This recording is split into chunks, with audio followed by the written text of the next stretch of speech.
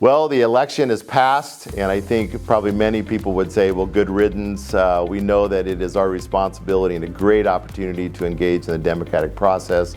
But boy, did it get kind of old. But what we do know now is kind of how the table is set, certainly, and the fact that President Trump is back in office. We have worked with President Trump with agriculture, and he has been good for agriculture on many different things. And one of the things that I appreciate probably most about President Trump, he certainly cares for rural America, and he cares about the American farmer.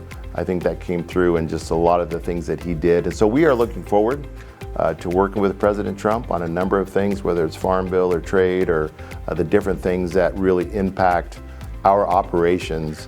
But we will get to work like we always do, working with whatever administration the voters elect. When you look at our state races, certainly our state representatives, all 5 got reelected, and we endorsed all 5 representatives that represent us in the Capitol in Washington, D.C.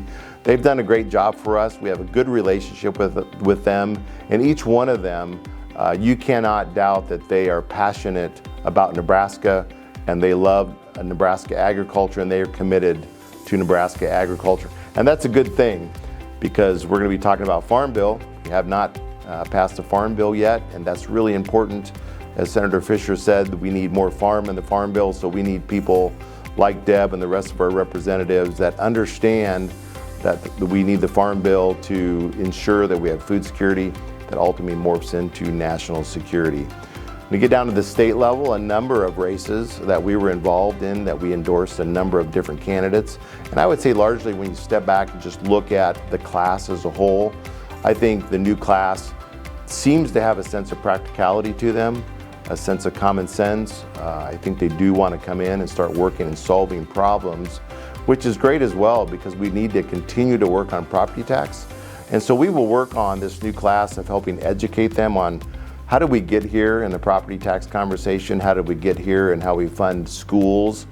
And Nebraska Farm Bureau is committed to kind of walking alongside and really helping them hit the ground running by helping them understand some of these key issues. We're going to concentrate this year on ensuring that those young producers that want to get back in agriculture, have the ability, have the capital, have the tax advantages, whatever it takes to get young producers in the game, because they are so vital, so important for Nebraska moving forward. And certainly in agriculture, that's the case. They bring a tremendous amount of energy to the conversations, and we have some great young producers in Nebraska. I am so optimistic. I know we kind of get down as we went through this whole election process, but quite frankly, we still live in the greatest nation in the world. We live in the greatest state, which is Nebraska, and agriculture is king here. And we get to be a part of that. Our members get to be a part of that. We know how the table's set now, and now we can just go to work, right? And work on enacting the policies that our members have said are important to them.